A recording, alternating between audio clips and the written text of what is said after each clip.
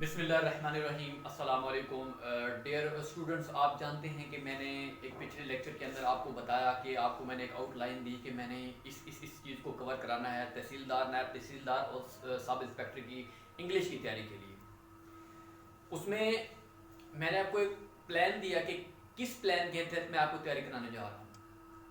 अब देखें, जिस तरह पीपीएससी ने तहसीलदार के लिए, नायब तहसीलदार के लिए और सब इंस्पेक्टर के लिए जो उन्होंने आउटलाइन दी है इंग्लिश की, तो बहुत ज़्यादा स्टूडेंट बहुत ज़्यादा कंफ्यूज थे कि हमने किस तरह तैयारी करनी है और कैसे करनी है इंग्लिश की तैयारी।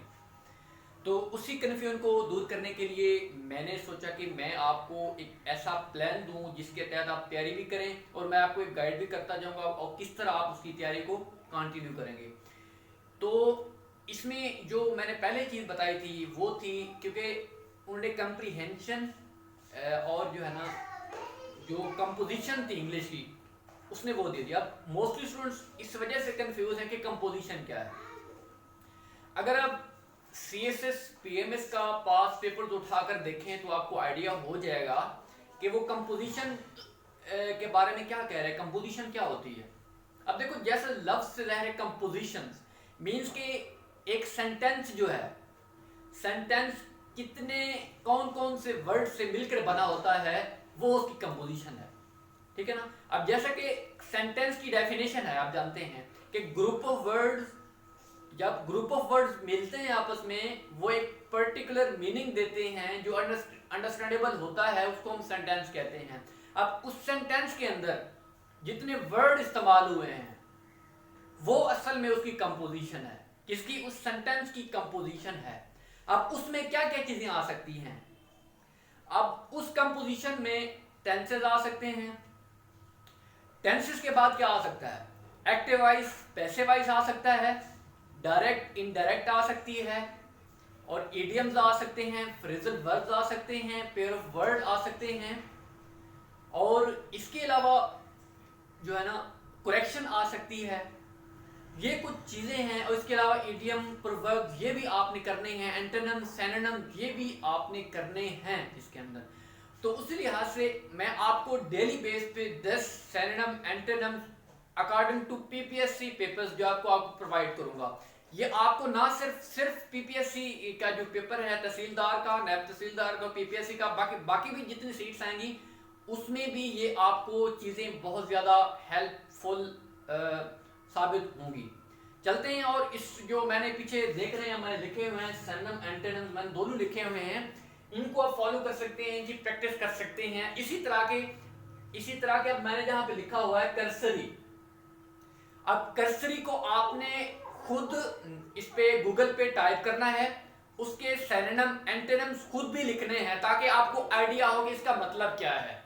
कर्सरी का मतलब है कि मतलब ब्रीफली किसी चीज का देखना, मीन्स कि किसी चीज को ऐसे ही एक नजर के साथ देखना। कर्सरी मीन्स कि जल्दी में कोई काम करना, उसको कर्सरी कह सकते हैं आप, हेस्टी।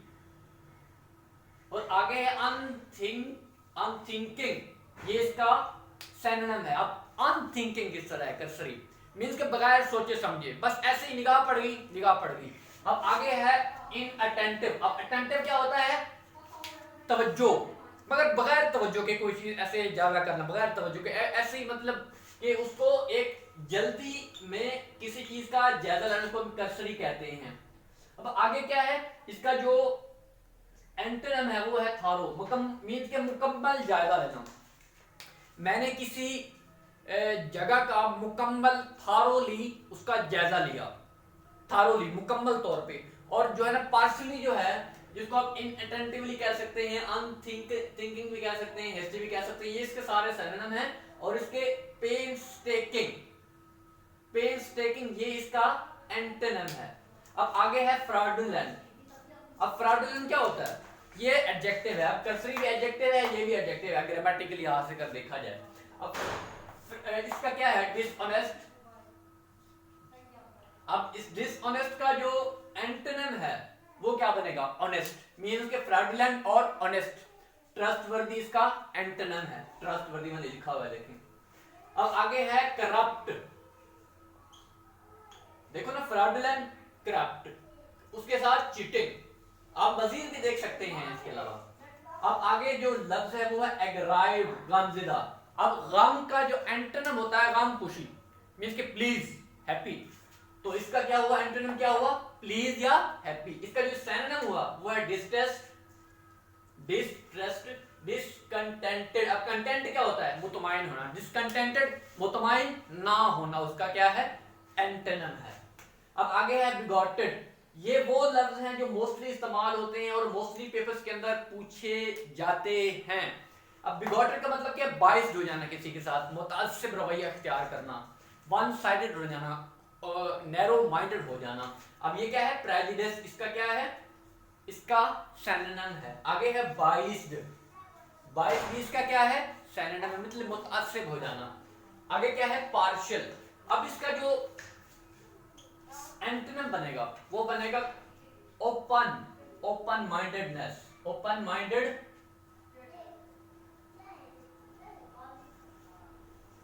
इसका क्या बनेगा, सिनोनिम क्या होगा, नैरो माइंडेडनेस, मींस इसके मुतासिब होना, किसी चीज का वन साइडेड होना। अब आगे है डिटेरियोरेशन। ये एक नाउन है, ये एडजेक्टिव था, ये नाउन है। अब डिटेरियोरेट, खराब होना, मींस के उसकी तबीयत बहुत खराब है, उसकी तबीयत डे बाय डे खराब हो रही है। His health is deteriorating day by day. अब देखो डिटेरियोरेट का इस्तेमाल किया, पाकिस्तान और इंडिया के जो रिलेशनशिप है वो खराब हो रहे हैं। The relationship between India and Pakistan is deteriorating day by day. अब deteriorate मतलब खराब होना। अब इसका जो सिनोनिम है वो है worsening, worsening खराब होना। अब आगे क्या है, decaying, आगे क्या है, failure, decay और failure, ये इसके क्या है, सिनोनिम है। अब एंटोनिम क्या होगा, अब खराब होना, इंप्रूव होना। अब इसका जो एंटोनिम होगा वो है इंप्रूवमेंट, डिटेरियोरेशन, इंप्रूवमेंट। अब डिटेरियोरेशन क्या है, ग्रामेटिकली नाउन है, तो इंप्रूवमेंट भी क्या है, नाउन है, उसका एंटोनिम है। अब आगे है हैप्पी। हैप्पी आपने अक्सर सुना होगा। इसको हम कहते हैं पब्लिकली, पब्लिकली एडवर्टाइजिंग के अंदाज में, और एक्स्ट्रावेगेंट, ये इसके क्या है, ये इसके सिनोनिम है। आगे है क्रंच। अब क्रंच, क्रंच क्या है, अब फाइनेंशियल क्रंच। पाकिस्तान जो है ना आजकल माली मसाइल का, माली बहरान का शिकार है। Pakistan is suffering from financial crisis nowadays. अब फाइनेंशियल क्राइसिस क्या है, माली बहरान, क्राइसिस आप कह सकते हैं, क्रंच मीन फाइनेंशियल क्राइसिस, माली बहरान। आगे क्या है, क्रिटिकल पॉइंट, जब कोई चीज किसी क्रिटिकल मरहले में एंटर होती है तो हम उसे कहते हैं, इसे क्रंच कहते हैं। अब टर्माइल, अब टर्माइल क्या होता है, डिस्टरबेंस, हंगामा, डिस्टरबेंस, इसका क्या है, इसका सिनोनिम है। डिस्टरबेंस भी और टर्बुलेंस भी। और ये क्या है, डिसरप्शन भी, इसका क्या है, डिसरप्ट होना, मतलब मुदाखलत करना, किसी काम में रुकावट आ जाना, परेशानी हो जाना, ये सारी चीजें किस में आती हैं, टर्माइल में आती हैं। इसका जो कंफ्यूजन भी आप कह सकते हैं, कंफ्यूजन और अनसर्टेनिटी हो जिसके अंदर, वो उसमें भी आप कह सकते हैं। इसका जो एंटोनिम बनेगा वो बनेगा सुकून, काम, पीस। तो स्टूडेंट्स, उम्मीद है कि आपको ये लेक्चर समझ आया होगा। मैंने आपको तकरीबन 8 सिनोनिम और एंटोनिम दिए। इसी तरह मैं आपको डेली बेस पे बड़े इंपॉर्टेंट किस्म के जो एंटोनिम सिनोनिम होंगे, तहसीलदार के लिहाज से, नायब तहसीलदार के लिहाज से और सब इंस्पेक्टर के लिहाज से, इंशाल्लाह आपके लिए ये जो सीरीज है ये बहुत ज़्यादा इंपॉर्टेंट साबित होगी। ये सिर्फ मैंने आपको सिर्फ एंटोनिम और सिनोनिम कराए हैं। अभी मैं जो आगाज करने जा रहा हूँ वो टेंसेस से करने जा रहा हूँ, तो टेंसेस के साथ ही मैं आपको एक्टिव वाइज, पैसिव वाइज आपको एक सेंटेंस लिखवाऊंगा।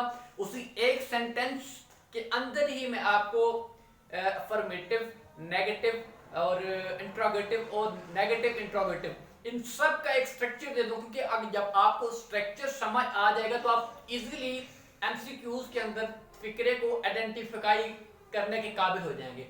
उसके बाद मैं आपको कुछ एक्सरसाइजेस भी दूंगा जिसको आपने खुद सॉल्व करना होगा, क्योंकि अगर मैं आपको समझा दूं, अगर आप खुद प्रैक्टिस नहीं करेंगे तो तब तक आपको कुछ समझ नहीं आएगा, क्योंकि practice makes a man perfect. हम इंशाल्लाह एक नए लेक्चर के साथ, नई सिनोनिम एंटोनिम के साथ और दूसरे जो चीजें हैं जिसमें करेक्शन ऑफ वर्ड्स, मैं टेंसेस से शुरू करूंगा, फिर टेंसेस के बाद पैसिव वॉइस, एक्टिव वॉइस, और उसके बाद मैं आपको कराऊंगा डायरेक्ट इनडायरेक्ट नरेशन, करेक्शंस और इडियम्स और फ्रेजल वर्ब। ये सारी चीजें मैं आपको साथ लेके चलूँ, क्योंकि टाइम बहुत थोड़ा है, 30 से 25 या 40 दिन हो सकते हैं मिनिमम, उसके बाद डेट आ जाएगी। तो इंशाल्लाह हम नेक्स्ट लेक्चर में बहुत जल्दी मिलते हैं, तब तक के लिए अल्लाह।